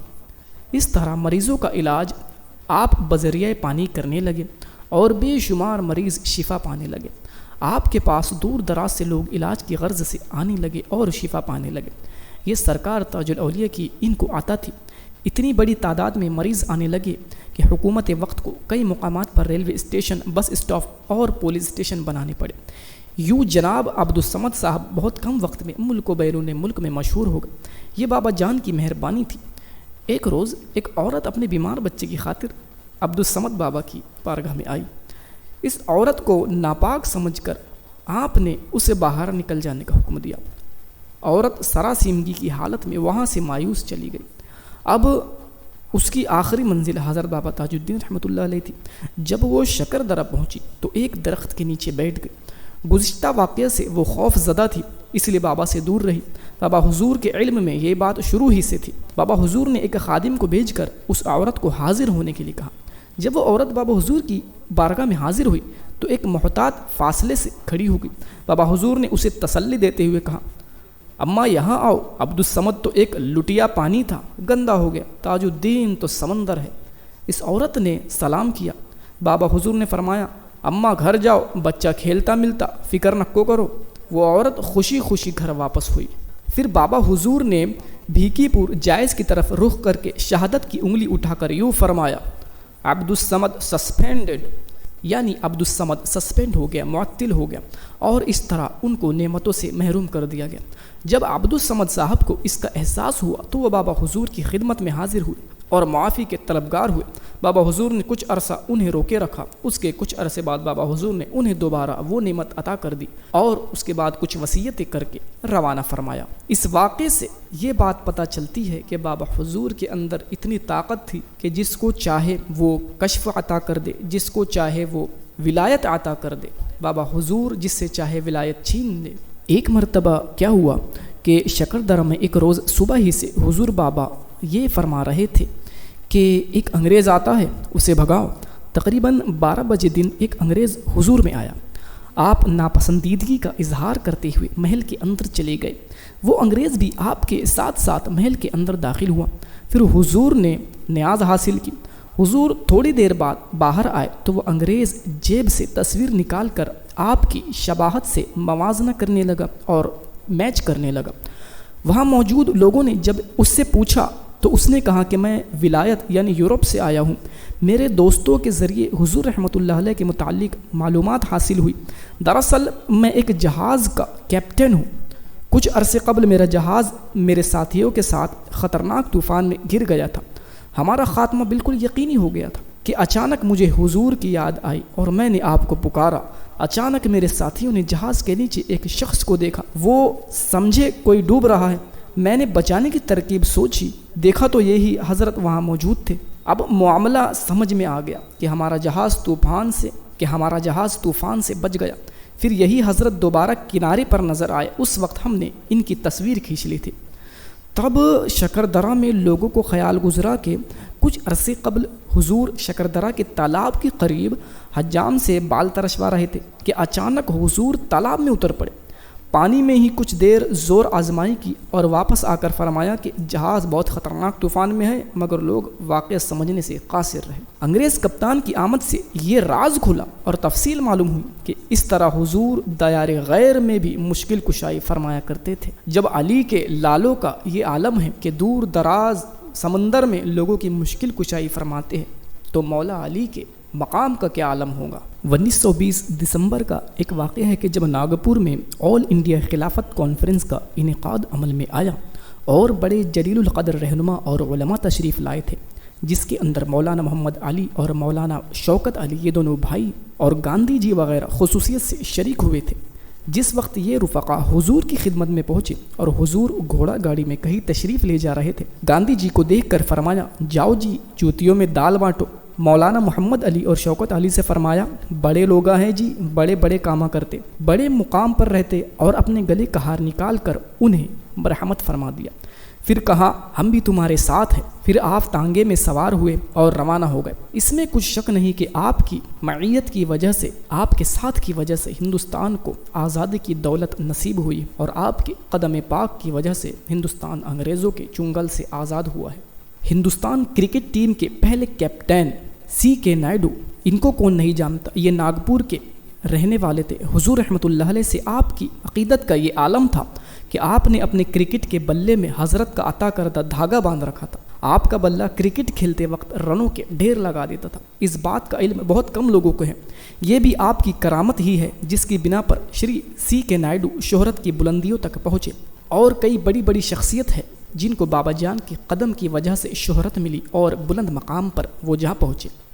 اسی میں ایک ڈاکٹر وسنت راؤ دیش پانڈے، کلاسیکل میوزک کے جانے مانے استاد گزرے ہیں۔ بچپن ہی سے آپ بیمار رہا کرتے تھے۔ کئی علاج و معالجے کے بعد بھی آپ میں کوئی تبدیلی نہ آئی۔ بالا آخر کسی کے مشورے پر آپ کی والدہ شکردرا آپ کو بابا جان کے حضور لے کر گئے۔ دیکھا کہ دربار لگا ہوا ہے۔ بابا جان املی کے پیڑ تلے تشریف فرما ہے۔ آپ کی والدہ لوگوں کے آخری سرے پر جا کر ایک کونے میں بیٹھ گئی ہیں۔ چونکہ دیش پانڈے برہمن زادی تھی اور بابا جان مسلمان تھے، یہ سوچ کر وہ سہمی وہاں بیٹھ گئی۔ چند لمحے بعد بابا جان ایک دم جلال میں آ کر دیش پانڈے کے پاس کھڑے ہو گئے۔ بچے کو ہاتھ میں لیے املی کے پیڑ پر چڑھ گئے اور کچھ کہتے جاتے تھے جو لوگوں کی سمجھ میں نہ آیا۔ پھر پیڑ سے اتر آئے، وسنت راؤ کو ماں کے پاس دیتے ہوئے فرمایا، یہ تو اللہ کا طوطا ہے، اور اپنے منہ سے پان چبا کر وسنت راؤ کے منہ میں دے دیا۔ اس کے بعد سے وسنت راؤ دیش پانڈے میں تبدیلی آ گئی اور ان کی جو بیماری تھی وہ دھیرے دھیرے دور ہو گئی۔ 8 برس کی عمر میں ہی آپ کے گلے سے ایسے سر نکلنے تھے کہ بڑے بڑے پنڈت سر دھنتے تھے۔ آپ نے کلاسیکل میوزک میں ڈاکٹریٹ کی ڈگری حاصل کی۔ آپ نے وہ نام کمایا جو بہت کم لوگوں کے حصے میں آیا۔ یہی وجہ ہے کہ آپ نے اپنے آخری وقت تک بابا جان کی چوکھٹ نہ چھوڑی۔ ان واقعات سے پتہ چلتا ہے کہ جو بڑے بڑے ہندوستان کے کرکٹر اور کلاسیکل میوزک کے استاد جو گزرے ہیں وہ بابا جان کی قدموں کی برکت سے عروج پر پہنچے۔ ایک بار کیا ہوا کہ ایک ہندو عورت جو مہترانی تھی، اس کی خواہش تھی کہ حضور رحمۃ اللہ علیہ کو اپنے ہاتھ سے پکا ہوا کھانا کھلائے، مگر ڈرتی تھی کہ سماج میں اچھوت سمجھی جاتی تھی۔ جب دل نہیں مانا تو توشے دان ساتھ لیے حضور کی خدمت میں پہنچ گئی۔ جب نظارہ دیکھا تو مایوس ہو گئی کہ حضور کے ارد گرد اتنی بھیڑ لگی ہوئی ہے اور لوگ مجھے پہچان لیں گے تو مجھے برا بلا کہیں گے، اور بڑے بڑے لوگ حضور کے بڑے بڑے کھانوں کے تھال پہنچاتے ہیں تو میرے اس کھانے کی کیا اوقات رہیں گی حضور کے سامنے۔ اس عورت نے توشہ دان پیڑ پر لٹکا دیا جس میں کھانا تھا اور کچھ دور جا کر کھڑی ہو گئی۔ بالا آخر جب حضور کی خدمت میں کھانا پیش کیا گیا تو آپ نے فرمایا، وہ کھانا لاؤ جو پیڑ پر رکھا ہے۔ سب حیران و پریشان ہو گئے کہ کھانا کہاں رکھا ہے۔ جب کسی کی سمجھ میں نہ آیا تو حضور بذات خود اس پیڑ کے پاس تشریف لائے اور توشے دان کو کھول کر کھانا تناول فرمایا۔ کسی کی سمجھ میں نہ آیا، وہ عورت دور سے یہ سب دیکھتی رہی۔ جب لوگوں کی سمجھ میں کچھ نہ آیا تو لوگوں نے طرح طرح کی باتیں شروع کر دی۔ معاملہ اس وقت سمجھ میں آیا جب اس عورت نے آ کر حقیقت حال سے خود لوگوں کو آگاہ کر دیا۔ حضور کے تصرفات کی یہ ایک مثال ہے، اور حضور نے عالم انسانیت کے لیے یہ مثال بھی چھوڑ دی کہ حضور صرف امیروں اور بادشاہوں کے کھانے نہیں کھاتے تھے، حضور بلکہ غریبوں اور جو سماج میں گرے ہوئے سمجھے جاتے ہیں ان کا تحفہ بھی قبول کرتے اور انہیں مقام عطا کرتے۔ ایک جناب حسام الدین صاحب کے مطابق ایک روز انہیں خیال گزرا کہ بابا جان رحمۃ اللہ علیہ کا میں مرید ہو جاؤں۔ اسی شب حضور نے حسام الدین صاحب کو بشارت دی، یہ صاحب دیکھتے ہیں کہ ایک حوض پر بابا جان وضو فرما رہے ہیں اور آپ کے اعضاء روشن چمکدار ہیں۔ حضور نے حسام الدین صاحب کو بھی وضو کرنے کو کہا۔ حضور نے جب ان کو وضو کرنے کو کہا تو انہوں نے بھی وضو کیا تو ان کے اعضاء بھی روشن اور چمکدار ہو گئے۔ اس کے بعد بابا جان نے اپنا دایاں دست مبارک، اپنا سیدھا ہاتھ ان کی طرف بڑھایا۔ حسام الدین صاحب نے حضور کا ہاتھ اپنے دونوں ہاتھوں سے تھام لیا۔ صبح کو جب بیدار ہوئی تو حسام الدین صاحب بابا جان کا اشارہ سمجھ کر ناگپور جانے کا قصد فرمایا۔ دفتر سے چھٹی لی اور ناگپور روانہ ہو گئے۔ ناگپور پہنچتے ہی شکردرہ کا رخ کیا۔ حضور اپنی بگی میں سوار تھے اور لوگوں کا ہجوم آپ کے پیچھے تھا۔ حضور کے ساتھ ساتھ حسام الدین صاحب بھی ہاتھ بڑھائے مسافے کے لیے آگے بڑھے تو حضرت نے یہ دیکھتے ہی فرمایا، رات کو مل لیے نا، وہی مل لیے، بس اب نہ کو دوڑو۔ اس سے حضور کا عالم رؤیا میں، عالم خواب میں تصرف کا مقام پتہ چلتا ہے کہ حضور جس کے خواب میں بھی چاہے تشریف لے جایا کرتے تھے۔ ایک مرتبہ کیا ہوا کہ ایک مولوی صاحب جو کہ حضور پر نور رحمۃ اللہ علیہ سے بےحد قدورت رکھتے تھے اور تھوڑا سا بغض رکھتے تھے، ایک دن اپنے ایک دوست کے ساتھ شکردرہ آئے اور ایک پیڑ کے نیچے کھڑے ہو گئے۔ مولوی صاحب کے دل میں خیال آیا کہ اگر حضور ولی کامل ہے تو نماز کیوں نہیں پڑھتے؟ حضور اس وقت کچھ فاصلے پر تھے۔ آپ مولوی صاحب کے پاس آئے اور ان سے کہا، ہو حضرت ہم تو ننگے پاگل ہیں۔ یہ کہہ کر آپ نے اپنا پیرہن مولوی کے سر پر ڈال دیا۔ کچھ دیر بعد پیرہن اٹھا لیا۔ مولوی صاحب اچانک آپ کے قدموں میں گر گئے۔ جب لوگوں نے مولوی صاحب سے دریافت کیا تو مولوی صاحب نے یوں گویا ہوئے اور فرمایا کہ جب حضور نے اپنا کرتا مبارک میرے سر پر ڈالا تھا تو کیا دیکھتا ہوں کہ حضور پر نور آسمانی فضاؤں میں پر نور ماحول میں نماز ادا کر رہے ہیں۔ اللہ اکبر۔ زمان و مکان سے مبرہ نہ وقت نہ مقام کا پتہ چلتا تھا۔ اسی وقت سے حضور کے قدموں میں گر گئے اور حضور کے گرویدہ ہو گئے۔ ایک شخص تھے جو ملازمت سے برخاست کر دیے گئے تھے۔ مقدمے بازی ہوئی، کورٹ میں اپیل ہوئی، مگر بے سود آخر کو وہ اجمیر شریف پہنچے اور خواجہ صاحب کے دربار میں عرض گزار ہوئے۔ کئی روز قیام کیا۔ ایک رات بشارت ہوئی کہ حضرت خواجہ معین الدین چشتی رحمۃ اللہ علیہ اپنے اصحاب کے ساتھ کہیں تشریف لے جا رہے تھے۔ خواجہ صاحب نے اس شخص کو آواز دی اور کہا، گھر چلا جا، ملازمت بحال ہو چکی ہے۔ صبح کو وہ شخص خوشی خوشی وطن روانہ ہو گیا۔ گھر پہنچا تو ملازمت کا پروانہ گھر پر موجود پایا۔ کچھ مہینے بعد بابا حضور رحمۃ اللہ علیہ کی خدمت اقدس میں وہ شخص حاضر ہو کر دیدار سے مشرف ہوا۔ حضرت نے اسے دیکھتے ہی فرمایا، کیوں جی ہمیں پہچانتے ہو؟ جب بڑے صاحب نے تمہیں ملازمت پر بحالی کا حکم دیا تھا نا تو ہم بھی وہیں موجود تھے۔ یہ واقعہ اس بات کی دلیل ہے کہ عالم ارواح میں بھی بابا صاحب تصرف فرمایا کرتے تھے۔ ایک مرتبہ حضرت رحمۃ اللہ علیہ ناگپور کے تکیہ علاقے میں بگی پر سوار ہو کر تشریف لائے۔ لوگوں نے جب دیکھا تو ایک جم غفیر آپ رحمۃ اللہ علیہ کے اطراف جمع ہو گئے۔ چونکہ اس وقت ناگپور میں طاعون کی یعنی پلیگ کی وبا قہر ڈھا رہی تھی اور ساکنان ناگپور کے رہنے والے بےحد پریشان تھے۔ لوگوں نے آپ سے استدعا کی کہ حضور دعا فرمائیے۔ آپ نے تکیے کے دروازے پر ہی 4 مشت مٹی اٹھائی اور چاروں طرف پھینک کر فرمایا، لو جی اب وہ بیماری دفع ہوتی۔ اس طرح وہ وبا، وہ بیماری شہر ناگپور سے دفع ہوئی اور لوگوں نے اللہ کا شکر ادا کیا۔ ایک روز ایک عورت شیر خوار بچے کو لے کر حاضر ہوئی۔ بچے کو دیکھتے ہی حضور رحمۃ اللہ علیہ نے فرمایا، مائی جاتا ہے تو جانے دے۔ یہ سنتے ہی ماں تڑپ اٹھی، گڑ گڑانے لگی تو حضور نے برملا فرمایا، لال کتاب لاؤ۔ چنانچہ کتاب لائی گئی۔ آپ نے اپنے ہاتھ سے اس میں تحریر فرمایا، اس کی عمر 20 برس لکھ دی اور فرمایا، لے جا اسے۔ شاہدین کے مطابق وہ لڑکا 20 سال تک زندہ رہا۔ ایک روز ایک بزرگ حضور رحمۃ اللہ علیہ کی خدمت میں مچھلیاں بھون کر لائے۔ انہیں اس بات کا علم تھا کہ حضور مچھلیاں بہت شوق سے کھاتے ہیں۔ جب حضور کی خدمت میں پیش کیا گیا تو آپ نے فرمایا کہ ہم زندہ مچھلی نہیں کھاتے۔ جب وہ بزرگ نے برتن کھول کر دیکھا تو مچھلیاں ساری زندہ تھی۔ یہ کرامت دیکھ کر تمام لوگ حیران رہ گئے۔ ایک روز کیا ہوا کہ ایک صاحب نے حضور رحمۃ اللہ علیہ کو نالین مبارک پہنائے۔ آپ رحمۃ اللہ علیہ نے چند لمحات بعد وہ نالین ان صاحب کو پھینک کر دے دی اور دوسری ایک صاحب کو جو ہنگن گھاٹ سے تشریف لائے تھے ان کی جانب پھینک کر دے دی۔ انہوں نے وہ نالین چوم کر رکھ لی۔ کچھ عرصے بعد جب دونوں حضرات کی ملاقات ہوئی تو وہ صاحب فرمانے لگے کہ اس جوتے سے شیطان بھاگتے ہیں۔ کیسا بھی آسیب جن بھوت ہو کسی کو پکڑا ہوا اسے 2-4 جوتے رسید کرتے ہی بھاگ جاتا ہے۔ اس سے پتہ چلا کہ ولیوں کی نسبت بھی بڑی چیز ہے۔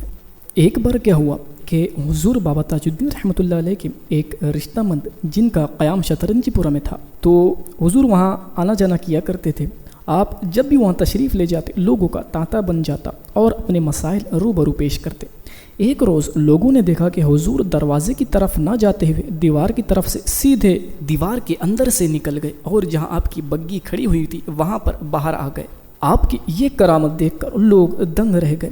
بعض کا کلیجہ منہ کو آ گیا کہ حضور دیوار کے پار کیسے گزر گئے، جو کہ ناممکنات میں سے ہے۔ دراصل اصل میں ہوتا کیا ہے کہ جو اللہ کا ہو جاتا ہے تو اللہ اس کا ہو جاتا ہے، تو پھر کوئی چیز اس کے لیے ناممکن نہیں رہتی۔ یہی وجہ ہے کہ اولیاء کرام ایک وقت میں کئی جگہوں پر جا سکتے ہیں، اور جو لوگوں کے لیے حیرت کا باعث ہے، اور اسی کو کرامت کہتے ہیں جو عقل کی سمجھ میں نہ آئے۔ کچھ لوگ ایسی کرامتوں پر اعتراض کرتے ہیں اور کہتے ہیں کہ یہ کیسے ہو سکتا ہے، جبکہ کرامتوں کا ثبوت ہمیں قرآن شریف سے ملتا ہے کہ ایک واقعہ حضرت سلیمان علی نبینا علیہ السلام کے وزیر حضرت آصف برقی رحمۃ اللہ علیہ کا ہے کہ حضرت سلیمان علیہ السلام نے اپنی مجلس میں کہا کہ کون ہے جو بلقیس کا تخت مجھے لا کر دے، تو ایک جن کھڑا ہوا، اس نے بولا میں آپ کے یہاں سے اٹھنے سے پہلے وہ تخت آپ کے پاس لا کر حاضر کر دوں گا، لیکن سلیمان علیہ السلام نہ مانی اور کہا اس سے بھی جلدی چاہیے۔ تو آصف برقی رحمۃ اللہ علیہ کھڑے ہوئے اور فرمایا میں اس سے بھی جلدی لا کر دوں گا، تو آپ نے پلک جھپکنے سے پہلے ہی بلقیس کا بڑا تخت کلومیٹر دور سے میلوں دور سے لا کر ایک آن میں وہاں پر موجود فرما دیا۔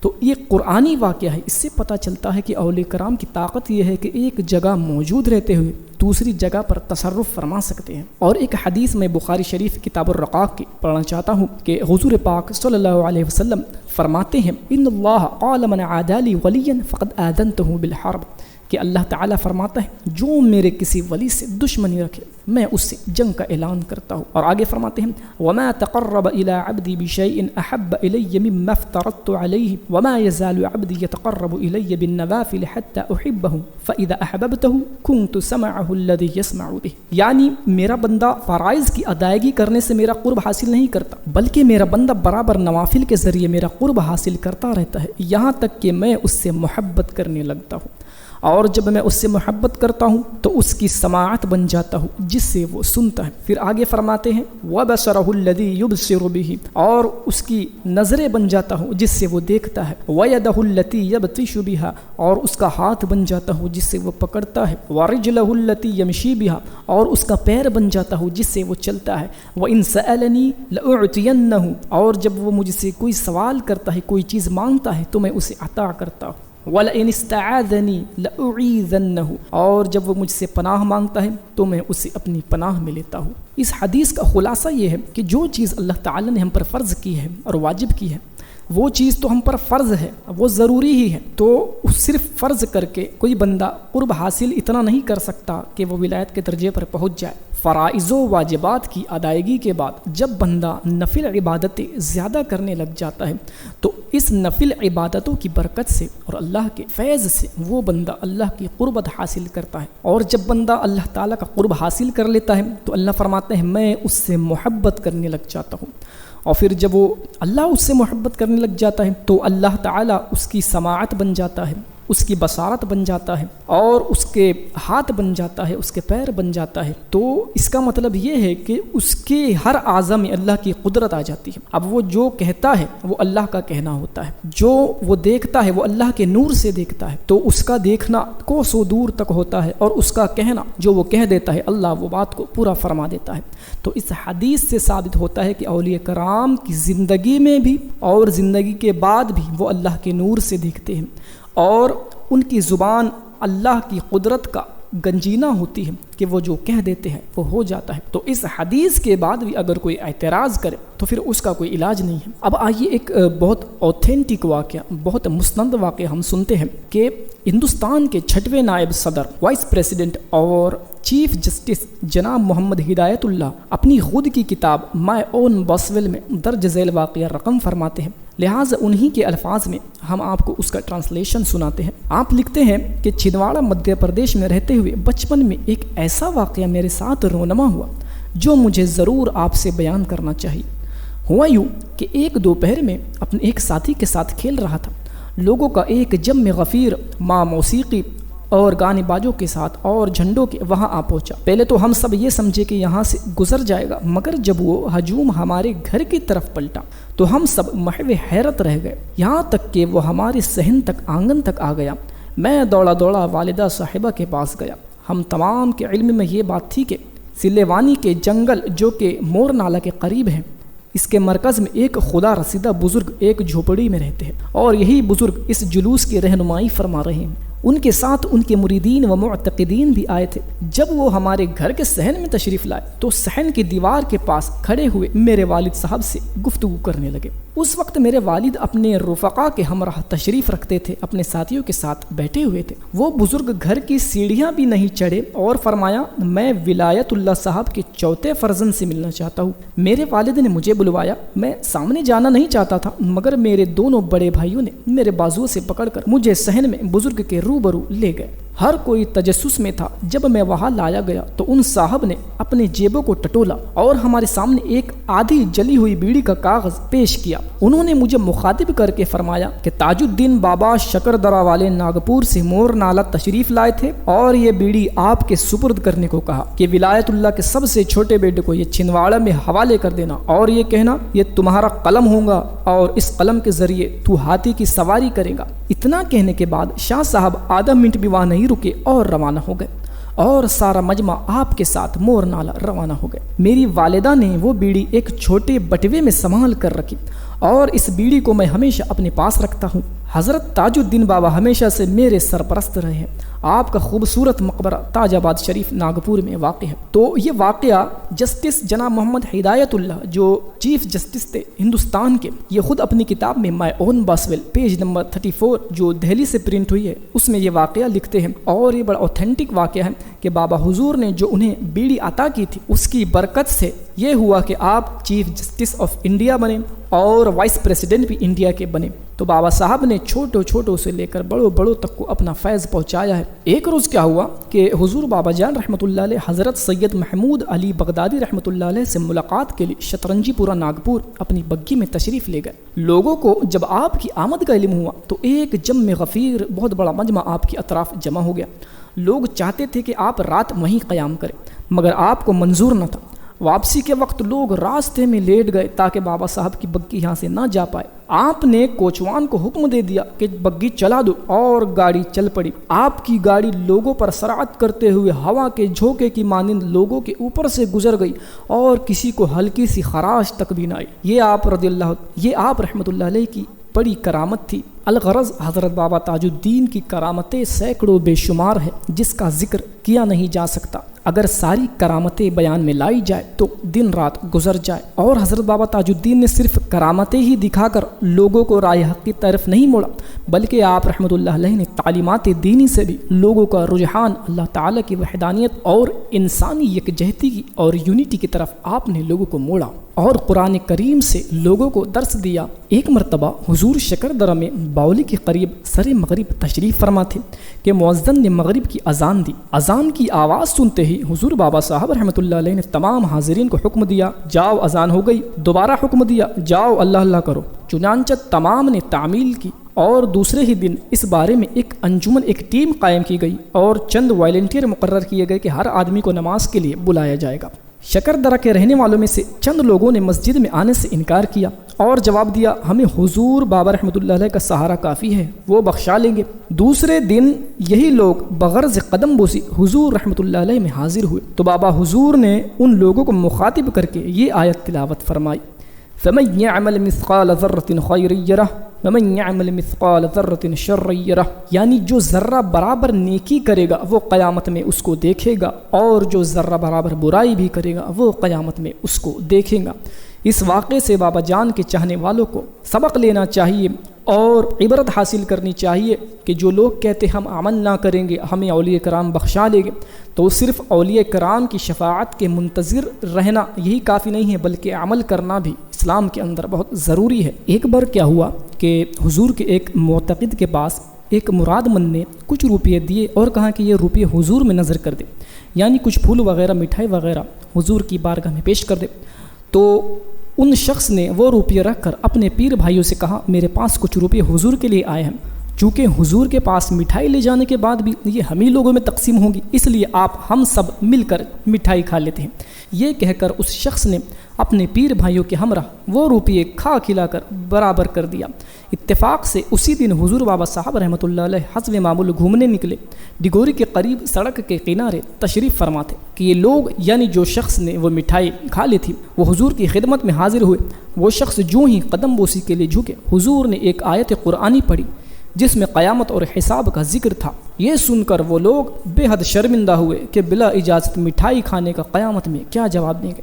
تو بابا حضور کا آیت قرآنی سے لوگوں کو نصیحت کرنا بھی یہ بابا حضور کا معمول تھا۔ ایک جگہ بابا صاحب نے فرمایا کہ قرآن میں یا ایھا الذین آمنو کے ساتھ ساتھ تم وعملوا الصالحات بھی پاؤں، یعنی ایمان لانے کے ساتھ ساتھ عمل کرنا بھی بہت ضروری ہے۔ اور ایک جگہ بابا صاحب فرماتے ہیں کہ پہلے بڑے صاحب کے ادھر جاتے جی پھر ہمارے پاس آتے، مطلب پہلے نماز ادا کرے اور پھر اس کے بعد ہماری بارگاہ میں آئے۔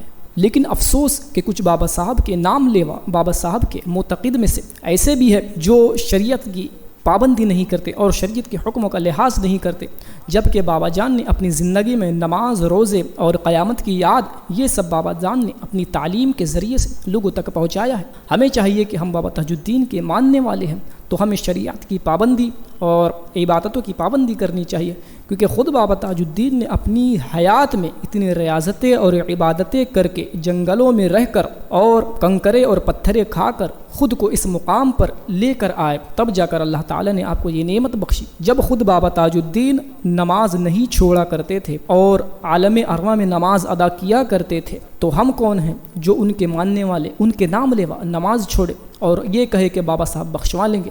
حضور بابا صاحب نے اپنی حیات ظاہری میں ہی اپنی تدفین کی جگہ کو مقرر فرما دیا تھا۔ چنانچہ ایک دفعہ آپ نے اس جگہ پر گئے دگوری میں جہاں پر آج تاج آباد شریف موجود ہے اور آپ کا مزار پر انوار موجود ہے، وہاں پر آپ نے ایک جگہ جا کر مٹی اٹھائی اور فرمایا اس میں سے تاج الدین کی خوشبو آتی ہے۔ وہاں پر آپ نے ایک علم گاڑ دیا، ایک باسا وہاں پر گاڑ دیا اور فرمایا کہ ہمارا بنگلہ یہی بنے گا۔ پھر فرمایا اگر بنگلہ نہیں تو جھوپڑی بھی چلے گی۔ تو حضور بابا تاج الدین رحمۃ اللہ علیہ کا مقبرہ جو آج موجود ہے اسی جگہ پر ہے جہاں آپ نے نشاندہی فرمائی تھی۔ وصال سے قبل ایک روز آپ بگھی میں سوار ہو کر ڈگوری پہنچے، ساتھ میں خادمین خاص اور چند لوگ بھی تھے۔ ڈگوری پہنچ کر آپ نے بگھی رکوائی اور پل پر بیٹھ گئے۔ مقامی لوگ جمع ہو گئے اور اپنی عرض پیش کرنے لگے۔ باتوں باتوں میں آپ نے سوال کیا کیا عید کا چاند نظر آ گیا؟ لوگوں نے کہا حضرت رمضان عید تو کب کا چلی گئی، اب عید الاضحیٰ کا چاند نظر آئے گا۔ آپ نے فرمایا ہو بابو اس کے بعد چاند نظر نہیں آئے گا۔ گویا کہ یہ آپ کا ایک اشارہ تھا کہ آپ پردہ فرمانے والے ہیں۔ اسی ماہ سے بابا حضور کی طبیعت میں فرق آنا شروع ہو گیا، محل سے باہر آنا کم ہو گیا، آپ کے معمول میں تبدیلی آ گئی، باہر آنا جانا کم ہو گیا۔ عید الاضحیٰ بھی گزر گئی، شہر میں آپ کی سواری بہت کم دیکھنے ملتی تھی، ورنہ آپ مشتاقان دید کی تشنگی بجھاتے رہتے تھے۔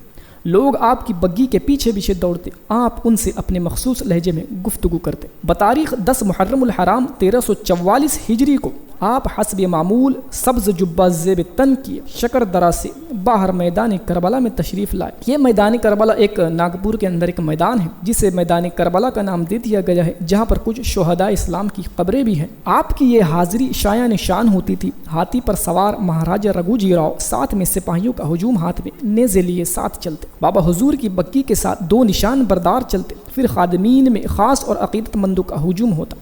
10 محرم الحرام کو جب یہ جلوس کربلا کی زمین مطلب جو میدان ہے کربلا کا ناگپور کے اندر یہاں پہنچا تو آپ نے وزیر نامی علم بردار کے ہاتھ سے نشان لے کر جھنڈا لے کر نعرہ بلند کیا، امام دی سلطان مدینہ شاہوں کے سردار حسین۔ اس کے بعد محرم کی 16 تاریخ سے آپ بخار میں مبتلا ہوئے۔ کئی طبیب آپ کی خدمت میں حاضر تھے۔ ڈاکٹر چولکر جو بابا جان کے نہایت معتقد تھے، ان کے مطابق علاج کس چیز کا کیا جائے کوئی علامت ہی نظر نہیں آ رہی تھی۔ چنانچہ 26 محرم الحرام کو جب کہ آپ کی عقیدت مندوں کا ہجوم تھا اور آپ کی حالت بدلی ہوئی تھی، آپ اچانک پلنگ سے اٹھے، سب پر نگاہ کریمی ڈالی، ہاتھ اٹھائے، سب کے لیے دعا گو ہوئے اور پھر پلنگ پر لیٹ گئے، اور پھر ہلکی سی آواز کے ساتھ روح نے جسم سے رشتہ منقطع کر لیا۔ بروز پیر 26 محرم الحرام سن 1344 ہجری بمطابق 17 اگست 1925 آپ اس دار فانی سے پردہ کر گئے۔ انا للہ و انا الیہ راجعون۔ حضور کے وصال کے بعد جب آپ کو ایک مقام پر رکھ کر قبر کھودی گئی، مقام ناپسند ٹھہرا، تلاش کرتے ہوئے اسی مقام پر لوگ پہنچے جہاں پر آپ نے نشاندہی فرمائی تھی اور فرمایا تھا اس مٹی سے خوشبو آتی ہے۔ چنانچہ آپ کا جنازہ مبارک تیار کیا گیا اور شہر کی ان گلیوں سے جہاں سے آپ کی سواری گزرا کرتی تھی وہاں سے گزار کر تاج آباد شریف میں لایا گیا اور اسی جگہ پر آپ کی جسم اقدس کو دفن کیا گیا۔ اس آخری گشت میں تقریباً 30,000 کا مجمع جس میں ہندو، مسلمان، پارسی اور عیسائی سب شریک تھے۔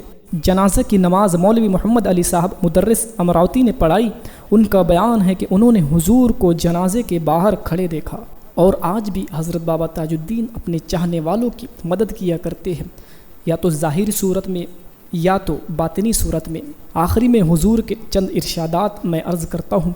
حضرت بابا تاج الدین فرماتے ہیں کہ میں زہرا کا لال ہوں، ہم حضرت امام حسن عسکری رضی اللہ تعالیٰ عنہ کے پوتے ہیں، ہم شہنشاہ افت اقلیم تاج الملت والدین ہیں، ہم تاج محی الدین تاج معین الدین ہیں، ہم چراغ دین ہیں، ہو جی ہم 1.25 لاکھ اولیاء بنائیں گے۔ پھر فرماتے ہیں جدھر دیکھتا ہوں لاکھوں کوس دیکھتا ہوں۔ فرماتے ہیں ہو جی حضرت دال کھانا کھاتے اور اللہ اللہ کر کے ماٹی میں پڑے رہتے، اور فرماتے ہیں روکھی سوکھی کھاتے 3.5 باس کی جھوپڑی میں رہتے اللہ اللہ کرتے۔ آگے فرماتے ہیں کہ تاج الدین جسے دے دے اس سے کوئی چھین نہیں سکتا، اور جس سے چھین لے اسے کوئی دے نہیں سکتا۔ اور فرماتے ہیں آج تک کسی سے 5 پیسے نہیں بنے لیکن تاج الدین 5 پیسے بنائے گا۔ اور فرماتے ہیں منصور بچہ تھا، مٹھی کھول دیا، یہ مٹھی تاج الدین کی ہے، قیامت تک نہیں کھلے گی۔ اور فرماتے ہیں تاج الدین کی توجہ سے تو پہاڑ بھی پھٹ جاتے ہیں۔ اور فرماتے ہیں کہ ہمارے بچے نشہ نہیں کرتے، اور فرماتے ہیں ہمارے بچے کو بری نظر سے دیکھنے والوں کی ہم آنکھیں نکال لیتے ہیں۔ اور آخری میں فرماتے ہیں تاج الدین زندہ تھا، زندہ ہے اور زندہ رہے گا۔ اس طرح آسمان ولایت کا یہ ماہتاب و آفتاب دنیا فانی میں اپنی رحمتیں اور برکتیں لٹاتا ہوا اپنی قبر انور میں آرام فرما ہوا۔ آج بھی لوگ آپ کے فیض و برکات سے مالا مال ہو رہے ہیں، اور ہر سال 26 محرم شریف کو آپ کا عرس بڑی دھوم دھام سے تاج آباد شریف ناگپور میں منایا جاتا ہے، اور لاکھوں زائرین دنیا بھر سے آپ کی زیارت کے لیے آپ کے درگاہ شریف میں تشریف لاتے ہیں۔ اللہ تعالیٰ سے دعا ہے کہ ہمیں حضرت بابا تاج الدین رحمۃ اللہ علیہ کی فیض و برکات سے مالا مال فرمائے۔